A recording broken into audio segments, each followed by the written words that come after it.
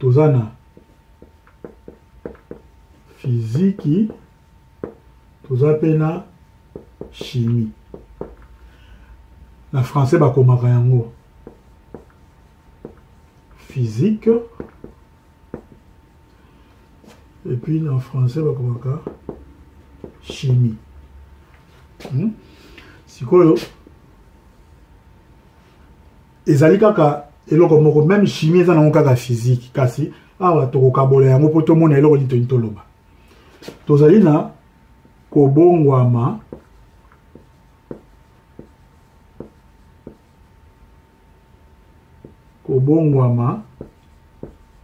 na ndenge ya physique, tozali pena kobongwama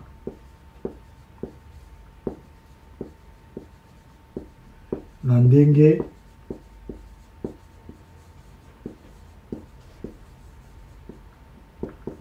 ya chimie. Kobongwama eza ndenge mibale, kobongwama na ndenge ya physique na kobongwama na ndenge ya chimie. Kobongwama na ndenge ya physique topesa ndakisa, oza na libaya,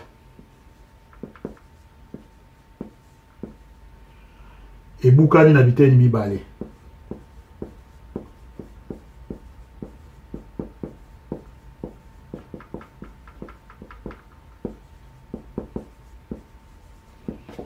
To meniser azui akati libaya na biteni mibale.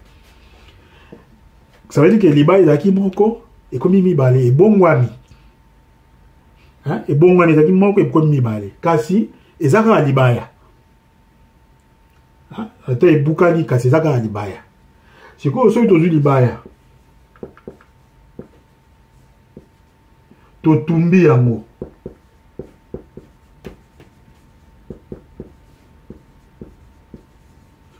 soki totumbi libaya tokozwa nini?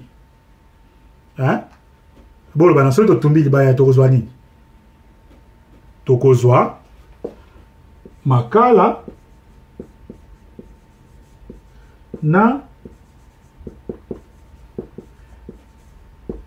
milinga. Likala eza libaya te, molinga eza pe libaya te. Libaya eza susu te. Tozaki na libaya, tango totumbi yango libaya ebungi, tokomi na makala na milinga.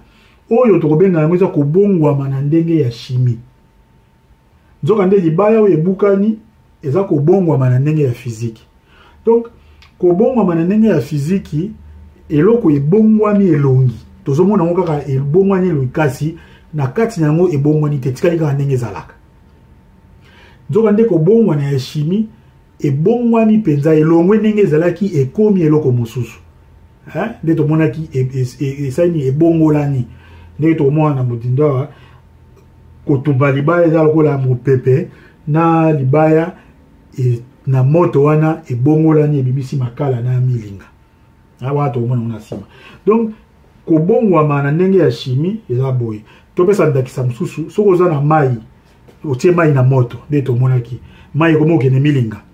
Soko otie lifinuku na likolo, omonaki milinga wana lere kotuta mofinuku ti ezongi na kaka mai. Donc ate komaki molinga eza na kaka mai. Soki pozwi mai glace, otie mai na congélateur ekomi glace, ekomi libanga. Ekomi libanga kasi eza na kaka mai. Po soko otiki yango moni ti ezongi na kaka mai. Donc wana ezali kobongwama na ndenge ya physique. Donc mai etoki ekomi molinga. To mai ya malili makasi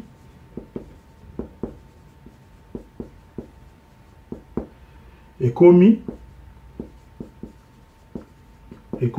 libanga. Wana ezali kobongwama na ndenge ya physique. Kasi na bande nini nde tomonaki mai soki ekoti na fufu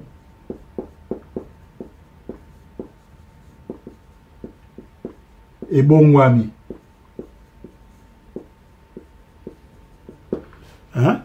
wana maya moto wana tozana kobongwa na ndenge ya chimie. Donc kobongwa tozana ndenge mibale, kobongwa na ndenge ya physique eloko ebongoli kaka elongi kasi etikali pena na kati na ndenge ezalaka. Kobongwa na ndenge ya chimie elongwe pena ndenge ezalaka ekomi eloko mosusu. Ebongwami eloko mosusu. Wana nde kobongwa na ndenge ya chimie. Toyokani? OK, na français balobaka transformation physique, transformation chimique. Donc na français balobaka ndenge mibale. Kobongwa na ndenge ya physique bakobenga yango transformation physique. Kobongwa na ndenge ya chimie bakobenga yango transformation chimique. OK. Zana koma transformation awa to koma boye. Na bandi bosi bokoma ki faut koma. Poto bandela te.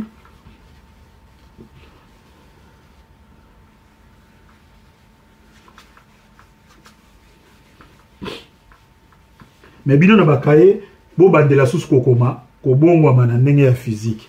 Sima nango na se nango okomi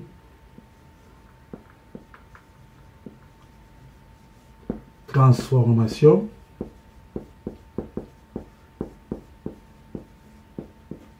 physique.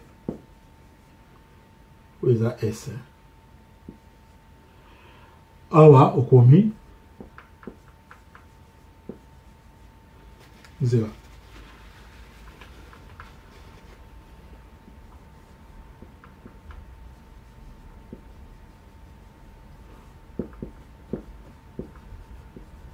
Transformation chimique.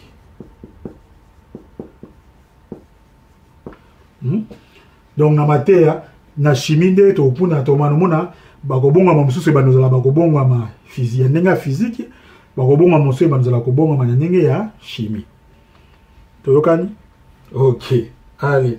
Donc mbalasima alors quoi to stomoni kobonga ma tokoye ko la sikuma maloba. Na chimie za mwa maloba mo boye senge to salela. Neti nzoto ya chimie to corps nzoto ya peto to corps pur substance to ezala to mo ezala mwa ba maloba mo boye esengaka kozanga kobenga yango benda ndenyo na poto ba ke tozolobela likamuni meona to kotala yango na alite ya oyo ekoya. OK. Utika mala